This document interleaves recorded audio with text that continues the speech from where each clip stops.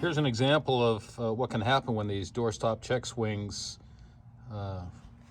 don't work. First of all, this one seems to be intact, but there's a non-standard bolt. So there used to be a roll pin in there. This one, the pillar part looks okay, but obviously something come loose. You can see, get on the other side here, that when this door opens up all the way, bam, right there. It's not a good repair. Of course, the door here doesn't look that bad. They probably replaced the door, I don't know. But this is just not a good spot to try to fix, especially if it just happened to have a bad roll pin. Look on this other side, it's the same thing. This is a parts van, obviously. Okay, so that pillar part is broken off. That looks pretty sick.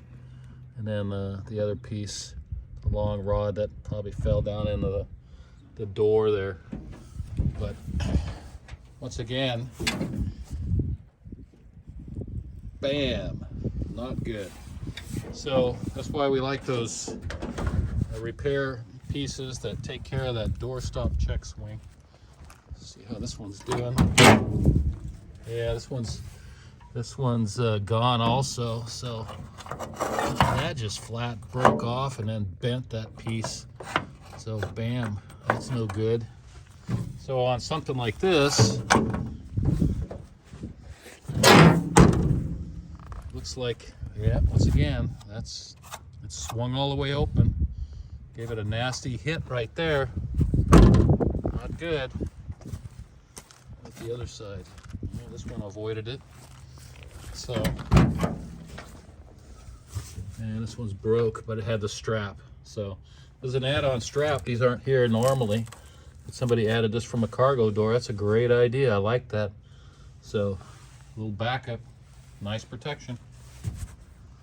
So we got a few other vans that we could check, but I think you get the idea. So there you go. Doorstop check swing. Check your doorstop check swing. Okay, this is a product review for a doorstop check swing that I got at Classic Industries. And this is, let me see, right there, part number CX1488. And it reads out as a 60 to 66 truck door check assembly, right hand, left hand, right hand, either way. So this has all the necessary parts you need except for the correct length guide or stop, whatever you want to call it. I guess the whole assembly is a stop. So this is an example of what you'll see on the vans. If this one's not broken, but definitely rusted out, and they do have a wear factor where they just kind of fall apart over time. So what we have to do with this is take the new part and install this longer piece which we had made, and then we also offer the part that goes onto the door pillar, and I'll show you how that works. We have these 1/4 inch roll pins. We didn't find the correct length to go through here, but we took one of these 1 3/4 inch ones, and then we just cut those in half, and then we use that so that you got a fresh pin. So let me show you where that goes.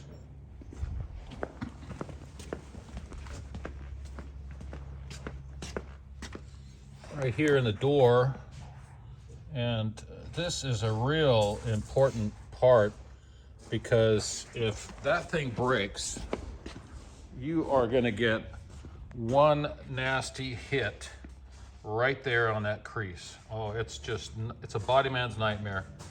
It's just an ounce of prevention to make sure that these are in good shape. So you do not want to have any hits right there, especially from the door. The doors are easier to fix than this corner piece, but still it's going to damage two critical pieces. And we don't want that. We're gonna love our vintage Chevy vans. So this one piece, excuse me, right here, sometimes that breaks, and there's no way to get back behind here. This is all enclosed. You can't even feel the back side of that. So sometimes when these break off, you're kind of up the creek. So that's why we got these pieces, and we made them so that they can be installed in place of that. You would cut that off and then install this piece. Now there's like a triple thick metal behind here. It's real easy to drill that out and either plug weld that or tap it out and put a bolt in there, whatever suits your fancy. But we also made them so that they were coming out, you know, right at the same distance as the original ones. And that's pretty much it. Doorstop check swings. Don't let your door get away from you.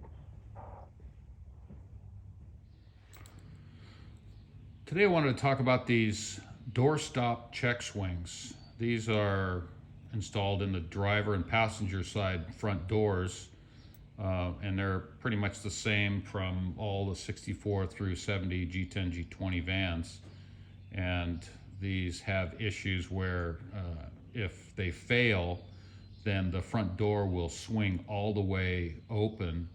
And if it's got enough force behind it, like say you've got a wind or your van is parked on a forward lean and the thing gets away from you, that it can really cause some body damage around that headlight ring, the headlight bucket that's part of the sheet metal. It's really hard to fix unless you're a really good body guy. But once again, the best thing is just to not have it break. So we recommend that you check those and replace them if necessary. There's a couple of sources for this. Here's a part number for an outfit called raybuck.com, and you can see 0848-819. Application is 60 to 66 Chevy GMC truck door C10.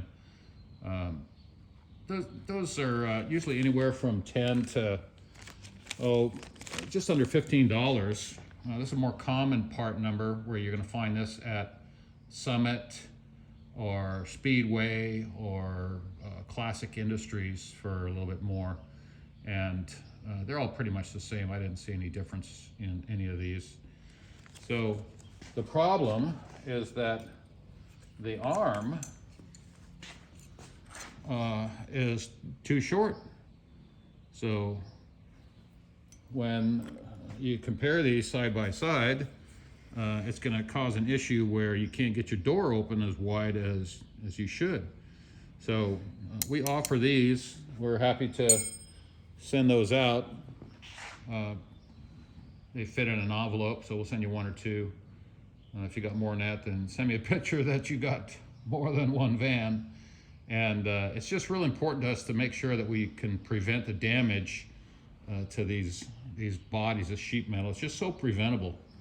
And what you got to do is switch these out. Let me show you how I do that. If I can just take a quick minute here.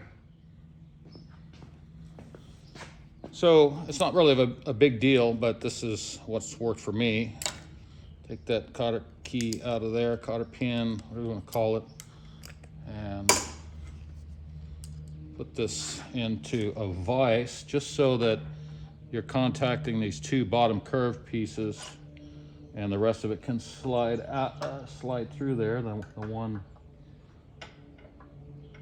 yeah, something like that, and then pull that one out. Get your new piece. Sometimes these like to fall apart, so stick that in there.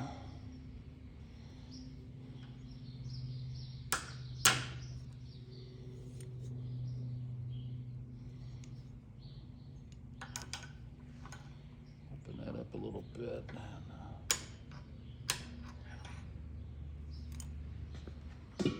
And I have a couple of punches.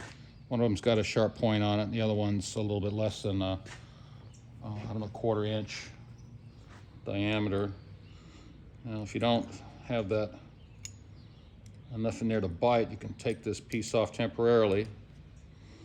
All you got to do is get that in there enough to get your holes lined up, and then put your cotter key back in there.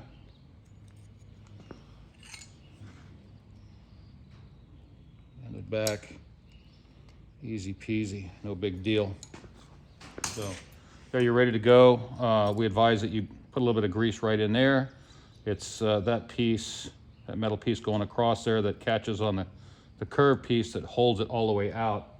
So if your door is not being held all the way out, then you might have an issue where, you know, that piece is busted in half. That's pretty common. We've also got other failure modes, like that metal piece come apart there. It's just like, I don't know what happened there. But and sometimes you run into stuff like this where it probably broke and the guy tried to wire the two pieces together. So anyway, there's that. The other times what you see is stuff like this. I mean, how many? Clearly that's an issue. And sometimes they've got this weird little bend on them. Anyway, looks like that they enlarged that hole there. So sometimes they're held in there with different pins. So anyway, you run into a lot of doors. You can run into a lot of failure points. So the other issue is these pieces that bolt onto or that are attached to the pillar. Now, we make these. We don't give these away because they're not as easy to put in an envelope. So they cost a little bit, you know, a little bit of postage, and I forget how much these are, a few bucks, something like that. But we made these to replace the ones that break. And so originally it sits on the pillar like so, and you can't even get to the back side of these because the rest of the pillar is like this. So they like put this, I don't know, they build the van around it seems like. But what we recommend if there's any damage on this is to go ahead and cut that and on both sides, make it nice and flush, and then put the other piece right through there and drill and tap it and put a bolt to hold it in there. Hopefully it's like a beveled screw. And if you have the capabilities, you could go ahead and just put a plug weld in there. There's plenty of metal on the back. You can see they spot welded that thing. So all, you know, 3 layers of metal are going to be left behind. There's plenty of meat there to be able to weld or drill and tap. So that's the end that goes onto the pillar.